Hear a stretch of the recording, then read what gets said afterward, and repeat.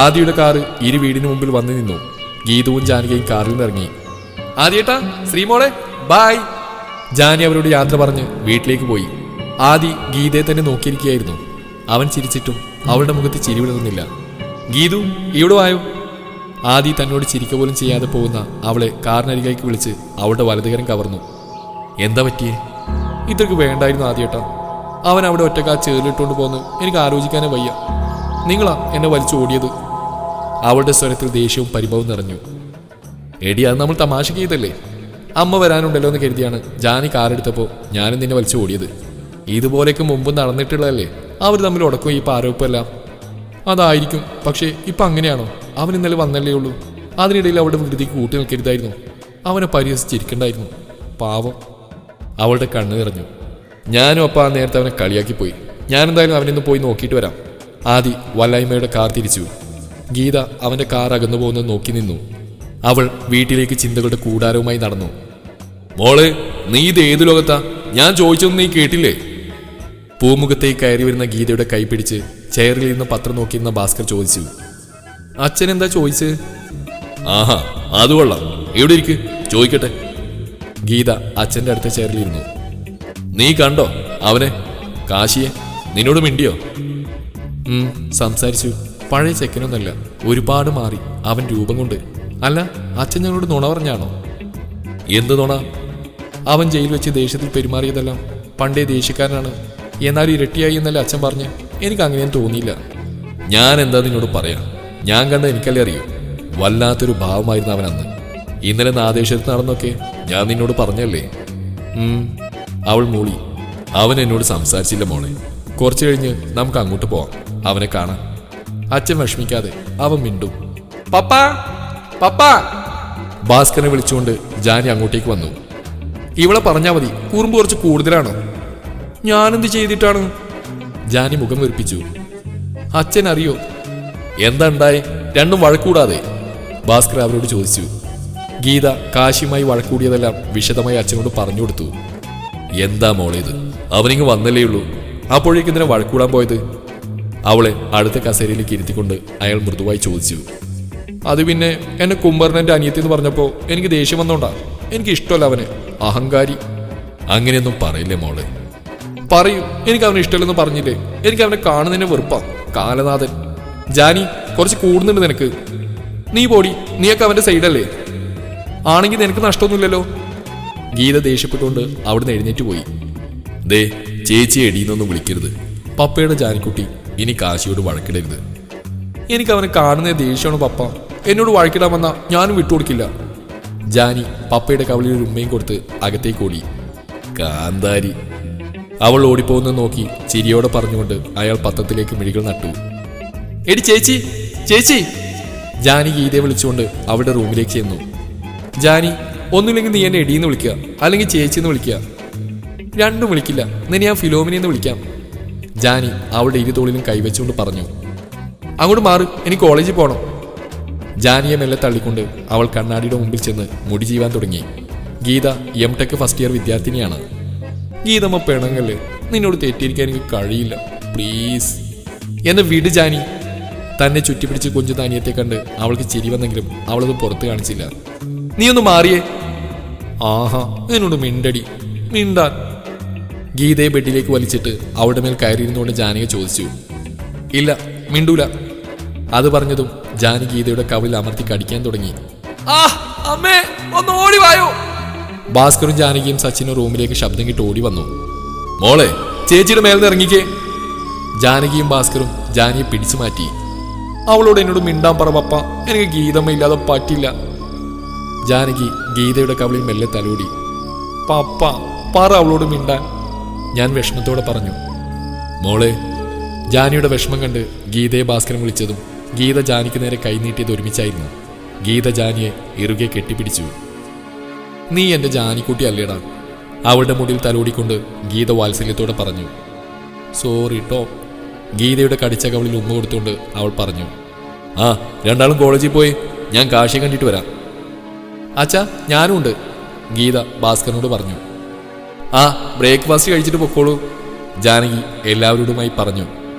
കാശിനാഥന്റെ bullet അതിവേഗ റോഡിലൂടെ വരികയായിരുന്നു. നാദേശ്വരം വീടിന്റെ ഗേറ്റിന് മുന്നിൽ ബുള്ളറ്റ് നിർത്തി അവൻ ദേഷ്യത്തോടെ ശ്രീലകത്തെ ഗേറ്റിന് പുറത്തേക്ക് വരുന്ന കാറിലെ ഡ്രൈവിംഗ് സീറ്റിലിരിക്കുന്ന സിദ്ധാർത്ഥനെ നോക്കി. അവന്റെ ചേറിൽ മുങ്ങിയ കോലം കണ്ട് സിദ്ധാർത്ഥന്റെ മുഖത്ത് ഒരു ചിരി വിടർന്നു. സിദ്ധു ചേട്ടാ പോവാം. കാറിനടുത്തേക്ക് ഓടി വന്നുകൊണ്ട് ജാനിക പറഞ്ഞു. ജാനി കയറ്. സിദ്ധു അവൾക്ക് ഡോറ് തുറന്നു കൊടുത്തുകൊണ്ട് പറഞ്ഞു. സിദ്ധുവിന്റെ നോട്ടം പോകുന്ന ദിശ കണ്ട് ജാനികയും അങ്ങോട്ട് നോക്കി. കാശിനാഥനും സിദ്ധാർത്ഥനും പരസ്പരം നോക്കി. കണ്ണുകൾ കൊണ്ട് കലിയോടെ യുദ്ധം ചെയ്യുന്നത് അവൾ കണ്ടു. അവൾ കാശിനാഥനെ ദേഷ്യത്തോട് നോക്കി മുഖം തിരിച്ച് കാറിൽ കയറി. സിദ്ധാർത്ഥ് ഇന്ന് അവനും കാശുമെല്ലാം പഠിച്ച കോളേജിലെ മാത്സ് ലെക്ചറാണ്. ജാനിക അതേ കോളേജിലെ MA മൾട്ടിമീഡിയ ഫസ്റ്റ് ഇയറും. ബുള്ളറ്റ് വേഗത്തിൽ ഓടിച്ച് അവൻ ഗേറ്റ് ചവിട്ടി തുറന്ന് വീടിനടുത്തേക്ക് ബുള്ളറ്റ് പായിച്ചു. അവന്റെ ബുള്ളറ്റിലുള്ള വേഗത്തിലുള്ള വരവ് കണ്ട് പൂമുഖത്ത് അവനെ കാണാൻ വേണ്ടി വന്ന ഭാസ്കറും ജാനികയും ഗീതയും എഴുന്നേറ്റു. പുറകെ ആദിയുടെ കാറും വരുന്നുണ്ടായിരുന്നു. കാശി ബുള്ളറ്റിൽ നിന്നിറങ്ങി ബുള്ളറ്റിലേക്ക് ചവിട്ടി അകത്തേക്ക് പാഞ്ഞു വന്നു. മോനെ, ഭാസ്കർ അവൻ അലിവോടെ വിളിച്ചു. മോനോ? ഞാനെപ്പോഴാ നിങ്ങളുടെ മോനായെ? എന്നെ അങ്ങനെ വിളിക്കാൻ നിങ്ങൾ ആരാണ്? മോനെ, നീ എന്താ ഇങ്ങനെയൊക്കെ പറയുന്നത്? പിന്നെ ഞാൻ എന്താണ് പറയേണ്ടത്? നിങ്ങളുടെ മോൾ ഒറ്റൊരുത്തി കാരണം ഇന്ന് ഞാൻ അനുഭവിച്ച അപമാനത്തിന് കണക്കില്ല. അവളൊരു പെണ്ണായി പോയി. ഇല്ലെങ്കിൽ അടിച്ച് ഞാൻ ശരിയാക്കിയാനെ. കാശിനാഥൻ പഴയ കാശിനാഥനല്ലെന്ന് മോളോട് പറഞ്ഞേക്ക്. ഗീതയും ജാനകിയും അച്ഛനോട് കലിയോടെ കൈച്ചൂടി സംസാരിക്കുന്ന അവനെ ഭയത്തോടെ നോക്കി നിന്നു. കാശി! അമ്മ അവനെ വിളിച്ചുകൊണ്ട് ഉമ്മറപ്പടിയിലേക്ക് കയറി വന്നു. ഒപ്പം ആദിയും. അവൻ ദേഷ്യത്തോടെ മുന്നിൽ കിടക്കുന്ന ടീപ്പോയിലേക്ക് ആഞ്ഞു ചവിട്ടി. നിനക്ക് എന്താണ് പറ്റിയേ? ആദ്യം അവനെ ചേർത്ത് പിടിക്കാനായി വന്നു. തൊട്ടുപോരുതെന്നേ. എനിക്കാരുടെയും സഹതാപം സ്നേഹം വേണ്ട. കൊല്ലും ഞാൻ അവളെയും അവനെയും. അരിശത്തോടെ അവൻ പല്ലുറുമി. കാശി അവർക്ക് മുമ്പിലൂടെ അങ്ങോട്ടും ഇങ്ങോട്ടും നടക്കാൻ തുടങ്ങി. എല്ലാവരും അവനെ ഭയത്തോടെ നോക്കി നിന്നു. മഹിയും കാവ്യയും കുഞ്ഞുങ്ങളും അപ്പോഴാണ് ഗേറ്റ് കടന്ന് ബുള്ളറ്റിൽ വരുന്നത്. എന്താ ഇവിടെ ഒരു ആൾക്കൂട്ടം? മഹി 4 വയസ്സുകാരൻ അപ്പൂസിനെ എടുത്തുകൊണ്ട് അങ്ങോട്ടേക്ക് വന്നു. കാശി എവിടെ അമ്മേ? കാവ്യ മഹാലക്ഷ്മിയുടെ തോളിൽ പിടിച്ച് ചോദിച്ചും പൊട്ടിക്കരഞ്ഞുകൊണ്ട് അവർ കാവ്യയുടെ നെഞ്ചിലേക്ക് വീണു. എന്താ അമ്മേ? അത് പറഞ്ഞുകൊണ്ട് മഹി നേരെ നോക്കിയത് ചെളിയിൽ കുളിച്ച് മുമ്പിലൂടെ ഉലാത്തുന്ന കാശിയാണ്. കാശി! മഹി അവനരികിലേക്ക് വിളിച്ചുകൊണ്ട് ചെന്നു. അവൻ ഏട്ടന്റെ കൈ തട്ടി മാറ്റി. വേണ്ട, എനിക്കാരുടെയും സ്നേഹം വേണ്ട. എല്ലാവരും വെറുത്തു തന്നെ. എല്ലാവരും വെറുത്തോ? കൊലപാതകിയല്ലേ, കൊലപാതകി! അവന്റെ ശബ്ദമിടറി. കാശി, ഞാൻ എന്ത് തെറ്റ് ചെയ്തിട്ടാ വലിയേട്ടാ എല്ലാവരും എന്നെ ഇങ്ങനെ നോവിക്കുന്നത്? ചെറുപ്പം മുതൽ അച്ഛന്റെ തല്ലാണ് എനിക്ക് കൂട്ട്. ഞാനെന്നും സ്നേഹം കൊതിച്ച കുഞ്ഞായിരുന്നു. അതെനിക്ക് എല്ലാവരും തന്നു, അച്ഛൻ മാത്രം തന്നില്ല. അവന്റെ ശബ്ദമിടറി. ഞങ്ങളില്ലട നിനക്ക്. ഞാനൊരിക്കലും മാറില്ല ഏട്ടാ. ഈ ദേഷ്യം അതെപ്പോഴും എൻ്റെ കൂടെ ഉണ്ടാവും. എത്ര തല്ലി ഞാൻ അച്ഛനിൽ നിന്ന് വാങ്ങി. എന്നെ തല്ലാതിരിക്കാൻ വേണ്ടി എത്ര നിങ്ങളൊക്കെ അച്ഛനോട് കെഞ്ചി. എനിക്കെല്ലാം നഷ്ടപ്പെട്ടു. സ്വപ്നവും ജീവിതവും എല്ലാം. ഇപ്പൊ എനിക്ക് സ്വപ്നങ്ങളില്ല. പക മാത്രമേ എൻ്റെ മനസ്സിലുള്ളൂ. ഞാനിപ്പോ പഴയ കാശിയല്ല. 5 വർഷമായിട്ട് ഉള്ളിൽ തീരാപ്പകയായി ഞാൻ നടക്കുന്നു. ഞാനിപ്പോ പഴയ കാശിയല്ല. കൊല്ലും ഞാൻ അവനെ.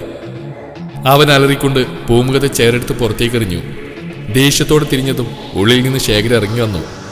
സെൻട്രൽ ജയിലിൽ കിടന്ന് തിളപ്പോ അവിടെ എടുത്താൽ മതി. നിന്റെ ഈ അഹമ്മതി കാണാൻ ഞങ്ങൾ മനസ്സ് കല്ലാക്കിയ തടവുകാരല്ല. അയാളുടെ സ്വരത്തിൽ ദേഷ്യം കലർന്നു. ഓ, ആ നല്ല മനസ്സുണ്ടാവും. സ്വന്തം മോനെ ഒരു ദയവില്ലാതെ ചെറുപ്പം മുതൽ ഇന്നലെ വരെ തല്ലിക്കൊണ്ടിരുന്നത്. അതേടാ, തല്ലും. നിന്നെ പോലെ തെമ്മാടിയായൊരുത്തനെ തല്ലിയല്ലാതെ പിന്നെ തലോടണോ? ഈ 5 വർഷം എനിക്ക് അച്ഛൻ്റെ സ്നേഹത്തിനും മുത്തച്ഛൻ്റെ സ്നേഹത്തിനും കുറവ് വന്നിട്ടില്ല.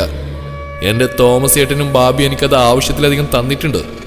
ഇങ്ങോട്ട് വരാൻ പോലും എനിക്ക് ഇഷ്ടമല്ലായിരുന്നു. പക്ഷെ നിങ്ങൾക്ക് എന്നെ വേണ്ടെങ്കിലും ഈ നിൽക്കുന്ന എന്നെ സ്നേഹിക്കുന്നവർക്ക് എന്നെ വേണം. എന്ന് വെച്ച് എന്നെ ആരും സ്നേഹിക്കേണ്ട. ആരുടെ സ്നേഹം എനിക്ക് വേണ്ട.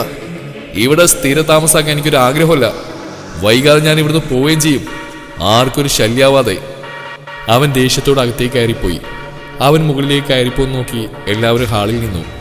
അവൻ മുറിയിലേക്ക് ചെല്ലുമ്പോൾ സൂര്യ ബാസ്ക്കറ്റിലേക്ക് ബോൾ എറിയുകയാണ്. സത്യ ഹൈ പവർ ഓഡിയോ സിസ്റ്റത്തിൽ സോങ്ങിന് സൗണ്ട് കൂട്ടുകയാണ്. അതിനൊപ്പം അവൻ ഡാൻസ് കളിക്കുന്നുണ്ട്. ലൈഫിൽ ആദ്യമായിട്ടായിരുന്നു കാശിയുടെ റൂമിൽ ഫ്രീഡത്തോടെ നിൽക്കുന്നു അവൻ ഉപയോഗിക്കുന്ന വസ്തുക്കളിൽ തൊടുന്നതും. രണ്ടാളും സ്വർഗം കിട്ടിയ പോലെ സന്തോഷത്തോടെ മതിമറന്ന് കളിക്കുകയാണ്. അലർച്ച കേട്ട് ഞെട്ടലോടെ അവർ വാതിലടിച്ച സൗണ്ടും കേട്ട് പുറകിലേക്ക് തിരിഞ്ഞു നോക്കി. ഇതാരാണ്? ഒരു ഭൂതം. നിന്നോടൊക്കെ ആരാടാ എന്റെ റൂമിൽ കയറാൻ പറഞ്ഞേ? ദൈവമേ, നമ്മുടെ പഴയ കലിപ്പൻ കാശി. അവർ വിളറി നിന്നു. ഇറങ്ങടാ, എന്താ മുറിയുന്ന്, ഇറങ്ങാൻ. കാശിയുടെ അലർച്ചയോടുള്ള ശബ്ദം കേട്ട് സൂര്യയുടെ കയ്യിൽ നിന്ന് അവൻ പോലും അറിയാതെ ബോൾ നിലത്തേക്ക് വീഴുന്ന കണ്ട് സത്യ മ്യൂസിക് ഓഫ് ചെയ്യാൻ സിസ്റ്റത്തിനടുത്തേക്ക് നീങ്ങി. ഇങ്ങോട്ട് ഇറങ്ങാൻ. സൗണ്ട് കുറക്കുന്ന ബട്ടണിലാണ് സത്യ അറിയാതെ തൊട്ടത്. കാശി വീണ്ടും അലറിയതും സത്യയുടെ വിറച്ച കൈ വലതുവശത്തേക്ക് തിരിഞ്ഞത് ഒരുമിച്ചായിരുന്നു. ചെവി പൊട്ടുന്ന വോളിയം അവിടമാകെ പറന്നു. കാശി ശക്തിയായി ഡോറിൽ കൈകൊണ്ടിടിച്ചു. രണ്ടാളും വേഗം മുറിയിൽ നിന്നിറങ്ങി. മേലാൽ എന്റെ അനുവാദമില്ലാതെ എന്റെ മുറി കയറിയ ചേട്ടന്മാരാണെന്നൊന്നും നോക്കില്ല, രണ്ടിന്റെ മുട്ടുകാലി ഞാൻ തല്ലിയൊടിക്കും. കാശി അവർക്ക് മുമ്പിൽ ഡോർ വലിച്ച് ശക്തിയെ അടച്ചു. മുഖത്തടിയിട്ടിയ പോലെ സത്യയുടെയും സൂര്യയുടെയും മുഖം വിളറി. ഇവനിത് എന്തു പറ്റി? വായു എന്തോ ചീഞ്ഞാറുന്നുണ്ട്, സൂര്യ പറഞ്ഞു. വാ, പഴത്തിന്റെ പുളിപ്പ് നോക്കാൻ നിൽക്കാതെ വേര് കേടുവന്നിട്ടുണ്ടോ നോക്കാം. Follow me. സത്യ സൂര്യയെ നോക്കി പറഞ്ഞു. പുളി, പഴം, നീ എന്താ പരസ്പരം എന്തല്ലാതെ പറയുന്നേ? സൂര്യ ചോദിച്ചു.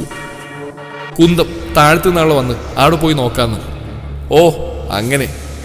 കാശി ബാത്റൂമിലേക്ക് കയറി. ഷവറിൽ നിന്ന് വെള്ളം മേലേക്ക് വീണുകൊണ്ടിരുന്നു. അലറിക്കൊണ്ട് അടങ്ങാത്ത കലിയോടെ അവൻ ബാത്റൂമിന്റെ ഭിത്തിമേൽ കൈകൊണ്ടടിച്ചു. സൂര്യനും സത്യനും താഴത്തെ സ്വീകരണ മുറിയിലേക്ക് ചെല്ലുമ്പോൾ അവിടെ എല്ലാവരുമുണ്ട്. ലക്ഷ്മി കരഞ്ഞുകൊണ്ട് പറയുകയാണ്. അമ്പലത്തിന്റെ ഇടവഴി കഴിഞ്ഞ് റോട്ടിലേക്ക് അവൻ ബുള്ളറ്റ് കയറ്റിയതും റോട്ടിൽ നിന്ന് ഓരോരുത്തർ കളിയാക്കാൻ തുടങ്ങി. തെമ്മാടി, ആളെ തിരിച്ചറിയാതിരിക്കാൻ പുലർച്ചെ അമ്പലത്തിൽ പോയി, പോകുമ്പോൾ ചേറിൽ മുങ്ങിയാണല്ലോ പോകുന്നതെന്നൊക്കെ ഓരോരുത്തർ പറഞ്ഞുകൊണ്ടിരുന്നു. എൻ്റെ കുഞ്ഞിനെ വഴി നീളെ ഓരോരുത്തർ കളിയാക്കാൻ തുടങ്ങി. സഹിക്ക വയ്യാതായപ്പോൾ അവൻ ബുള്ളറ്റ് നിർത്തി. ആർക്കൊക്കെയാടാ ഞാൻ കാശിനാഥനാണോന്ന് അറിയേണ്ടത്? അല്ലെന്ന് തോന്നുന്നുണ്ടെങ്കിൽ അടുത്തേക്ക് വാടാ. അത് പറഞ്ഞു നിൽക്കുന്ന എൻ്റെ കുഞ്ഞിനെ പിന്നിൽ നിന്നൊരു കൂട്ടം വന്ന് ചുറ്റിപ്പിടിച്ചു. അപ്പോഴേക്കും അനന്തൻ്റെ കാർ അവിടെ വന്ന് നിന്നു. എൻ്റെ കാശിയെ അവർ തല്ലാൻ ഒന്നിച്ച് ചെല്ലുകയായിരുന്നു. അലറിക്കൊണ്ട് കാശി അവരെയൊക്കെ തല്ലി വീഴ്ത്തി. കരഞ്ഞു നിൽക്കുന്ന ഞാൻ ആരോ പിന്നിൽ നിന്ന് പറയുന്ന കേട്ടു, അവരൊക്കെ കൊട്ടേഷൻ സംഘത്തിലെ ആളുകളാണെന്ന്. അനന്തൻ അടി കണ്ടുകൊണ്ട് ചിരിച്ചു നിൽക്കുകയായിരുന്നു. കൊട്ടേഷൻ സംഘത്തിലൊരുത്തൻ കത്തി കൊണ്ട് എൻ്റെ കുഞ്ഞിനെ കുത്താൻ വന്നു. ആ കത്തി പിടിച്ചെടുത്ത് അവൻ മുന്നിലേക്ക് വരുന്നവരുടെ എല്ലാം മേൽ വരഞ്ഞു. അതൊക്കെ കണ്ട് പേടിച്ചു നിൽക്കുന്ന അനന്തനെ കൊല്ലാനുള്ള ആവേശത്തോടെ അവൻ്റെ അടുത്തേക്ക് ഓടുന്ന കാശി. ഒരിക്കലും ഞാനിതുവരെ കണ്ടിട്ടില്ല അവൻ്റെ ഇങ്ങനെയൊരു മുഖം. അവൻ്റെ വയറ്റിലേക്ക് കത്തി കുത്തിക്കയറ്റുമ്പോഴേക്കും ആദ്യം വന്ന് കാശിയെ പിടിച്ചു മാറ്റി. എനിക്കിനി എൻ്റെ മോനെ നഷ്ടമായേനെ. കലി കയറി എൻ്റെ കുട്ടി വണ്ടിയിൽ കയറിപ്പോന്നതാണ്. അവൻ പോയി കഴിഞ്ഞാൽ പോലീസ് വന്നു. അവർ പിന്നെ ആദ്യം കാര്യം പറഞ്ഞ് മനസ്സിലാക്കി തിരിച്ച് പറഞ്ഞു വിട്ടിട്ടുണ്ട്. കൊട്ടേഷൻ സംഘത്തിൽ പകുതിയുള്ളവരും പിടികിട്ടാപ്പുള്ളികളായതുകൊണ്ട് എല്ലാവരെയും പോലീസ് കൊണ്ടുപോയി. അനന്തൻ അപ്പോഴേയും കാറെടുത്ത് മുങ്ങിയിരുന്നു. മഹാലക്ഷ്മി ആദിയുടെ തോളിൽ ചാരിയുന്നുകൊണ്ട് നെടുവീർപ്പെട്ടു. ഞാൻ സ്റ്റേഷനിലേക്ക് വിളിച്ചു പറഞ്ഞോളാം ചേച്ചി, സമാധാനമായിട്ടിരിക്കും. ഭാസ്കർ ലക്ഷ്മിയെ സമാധാനിപ്പിച്ചുകൊണ്ട് പറഞ്ഞു. ബാസുബ, ഇതിങ്ങനെ വിട്ടാൽ പറ്റില്ല. അവനെ ഞങ്ങൾക്ക് തിരിച്ചു കിട്ടിയിട്ടേ ഉള്ളൂ. ഇതിപ്പോൾ ഗൂഢാലോചനയും വധശ്രമം വരെ എത്തി നിൽക്കുന്നു. ഒന്നെങ്കിൽ അനന്തനോട് അടങ്ങി നിൽക്കാൻ പറ, അല്ലെങ്കിൽ. മഹി പറഞ്ഞു തരും മുമ്പേ അരുന്ധതിയുടെ സ്വരം അവിടെ ഉയർന്നു. ഓഹോ, എല്ലാവരും വലിയ ചർച്ചയിലാണല്ലോ. സ്വീകരണ മുറിയിലേക്ക് വരുന്ന അരുന്ധതിയുടെ സ്വരം കേട്ട് എല്ലാവരും അവരെ ദേഷ്യത്തോടെ നോക്കി. തുടരും ഈ കഥയുടെ ബാക്കി ഭാഗം നാളെ ഇതേ സമയം.